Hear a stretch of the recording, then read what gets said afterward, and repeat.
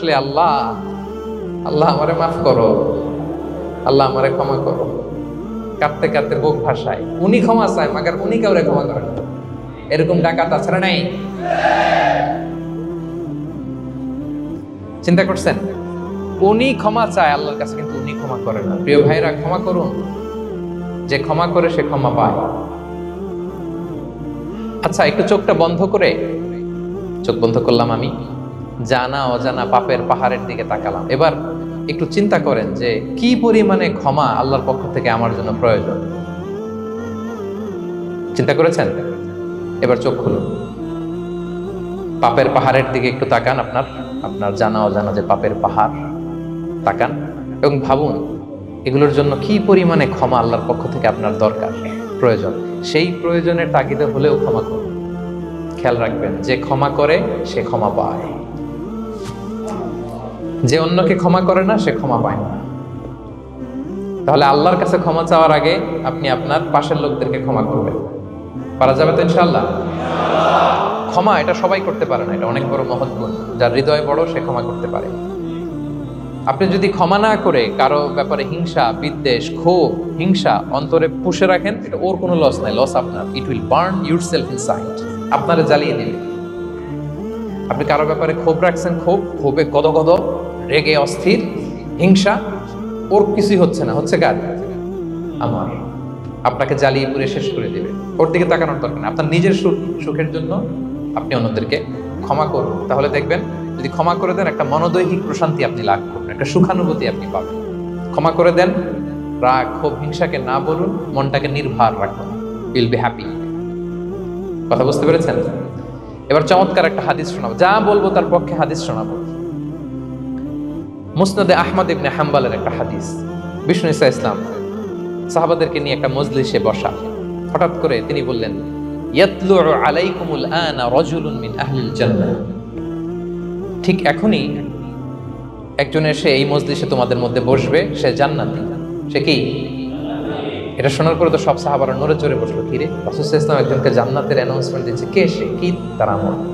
তো দেখা গেল এক আনসারী সাহাবা প্রবেশ করেছে, তার জুতা দুইটাকে বগল দাবা করে, কিন্তু কেউ তারে চিনে না।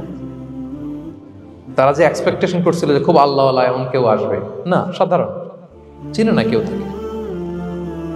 সবাই অবাক হলো যে কি তার আমল, রাসূল সাল্লাল্লাহু আলাইহি ওয়াসাল্লাম তাকে জান্নাতি বলে ঘোষণা দিয়েছে। কিছুদিন পরে আবারও আরেক মজলিসে রাসূল সাল্লাল্লাহু আলাইহি ওয়াসাল্লাম বললেন, ইয়াতলু আলাইকুমুল আনা রাজুলুন মিন আহলিল জান্নাহ। এখন একজন লোক আসবে, সে জান্নাতি। সবাই আবার নড়ে চড়ে বসলো, খেয়াল করলো, দেখি কে আসে, দেখি কে আসে। দেখলো আবার সেই আনসারী সাহাবী আসলো।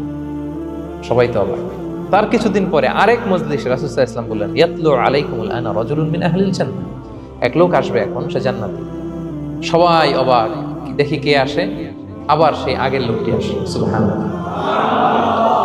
সাহাবীরা অবাক। সবচেয়ে বেশি অবাক হয়েছেন আব্দুল্লাহ ইবনে আমর ইবনে আল-আস রাদিয়াল্লাহু তাআলা। তিনি অবাক হলেন, ঘটনায় কারো ব্যাপারে তো নবীজি এমন বলেন না, কি তার আমল, কি তার গোপন রহস্য, দেখি তো খুঁজে বের করা যায় কিনা।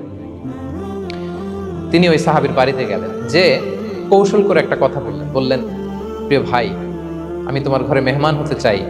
অনেকদিন ধরে আমার আব্বার সাথে আমার একটু মনোমালিন্য, বাসায় না থেকে তোমার বাসায় থাকবো। আসলে মনোমালিন্য এখন হয় নাই, আগে হয়তো কখনো হয়েছে। ওইটাকে একটু কৌশল করে বলাকে আরবিতে তাওরিয়া বলে। কি বলে?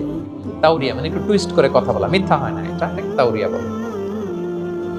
তো আরবরা তো, সাহাবারা তো মেহমান পেলে খুশি হতেন। তিনি বললেন, হ্যাঁ অবশ্যই মেহমান হবেন, আহলান ওয়া সাহলান, আসুন। 3 দিন ওই সাহাবীর বাড়িতে তিনি থাকলেন। খেয়াল করলেন কি করে না করে, ইবাদত, শেষ রাতে, মাঝরাতে। কিন্তু তিনি হতাশ, অনেক খেয়াল করার পরে হতাশ। না, যেই আশা নিয়ে আসছি এরকম কিছুই দেখা যাচ্ছে না। শেষমেশ 3 দিন পরে তিনি খুলেই বললেন যে, ভাই আসলে তেমন কিছু হয় নাই আমার বাবার সাথে, যে কারণে আমি তোমার বাসায় এসেছি। আমি এসেছি তোমাকে ফলো করবার জন্য। ফলো করবার জন্য? কারণ কি? তখন তিনি বললেন, 3টা ভরা মজলিসে বিষ্ণু ইসলাম তোমাকে জান্নাতি বলে ঘোষণা দিয়েছে। আমি দেখতে চেয়েছি যে তুমি কি আমল করো, কি তোমার এমন আমল যে কারণে তুমি জান্নাতি, একটু দেখার জন্য এসেছি। রাসূল সাল্লাল্লাহু আলাইহি ওয়াসাল্লাম তোমাকে 3বার জান্নাতি বলে ঘোষণা দিয়েছে, কিন্তু দেখলাম না তুমি নামাজের সময় নামাজ যাও, শেষ সাথে তাহাজ্জুদ করো, তাও 2-4 রাকাত, কোনোদিন পড়ো কোনোদিন পড়ো না, কোরআন তেলাওয়াত করো, দান সদকা, স্বাভাবিক করো, অস্বাভাবিক কিছু না, আমাদের মতোই, কখনো কখনো আমাদের চেয়েও কম। তো কি তোমার গোপন রহস্য? ওই সাহাবী বলে, আমিও জানি না। কেন যে নবী সাল্লাল্লাহু আলাইহি ওয়াসাল্লাম বলছে আমিও জানি না। তবে তবে তবে একটা ব্যাপার আমি মনে করি, হয়তো এটা আল্লাহর কাছে পছন্দনীয় হতে পারে। এইবার তো আব্দুল্লাহ বলে, ওই তবেটা কি বলবে? সেটা কি? একটা আমল তুমি করো, এটা হয়তো আল্লাহর ভালো লাগতে পারে, সেটা কি আমাকে বলো। তখন সেই আনসারী সাহাবী বলল যে আমি প্রতিদিন যখন রাতে বিছানায় ঘুমোতে যাই, আমি ঘুমোতে যাওয়ার আগে সবাইকে ক্ষমা করে তারপর বিছানায় যাই। আমি কারো ব্যাপারে আমার অন্তরে, আমার হৃদয়ে কোনো হিংসা, বিদ্বেষ, ক্ষোভ, রাগ পেলে পুষে রাখি না। আমি ওই দিনেরটা ওই দিন মিটাই ফেলে আল্লাহরে বলি, আল্লাহ আজকে আমার যে কষ্ট দিয়েছে, জুলুম করেছে, যার সাথে আমার মনোমালিন্য হয়েছে, কারো ব্যাপারে কোনো কমপ্লেইন, অভিযোগ, রাগ, ক্ষোভ কিংবা হিংসা আমার হৃদয়ে নাই। আল্লাহ আমি সবাইরে মাফ করে দিই। এটা বলে আমি বিছানায় ঘুমাতে যাই। আল্লাহু আকবার। আব্দুল্লাহ ইবনে আমর ইবনে আল-আস বলেন, হাদা হুয়া, আরে এটাই তো সেটা। এটা তুমি ছোট আমল মনে করো, সেটা এত সহজ নয়। আমরা অনেকেই হয়তো এটা পারি না, তুমি পেরেছো। এজন্যই আল্লাহ তাআলা তোমার মর্যাদা বাড়িয়ে দিয়েছে। পড়েন সুবহানাল্লাহ। প্রিয় ভাইরা, যে ক্ষমা করে তার মর্যাদা বাড়িয়ে দেয় কে? এখন থেকে কি করবেন? অন্তরে ক্ষমা, রাগ, ক্ষোভ এগুলো পুষে রাখবেন। কি করবেন?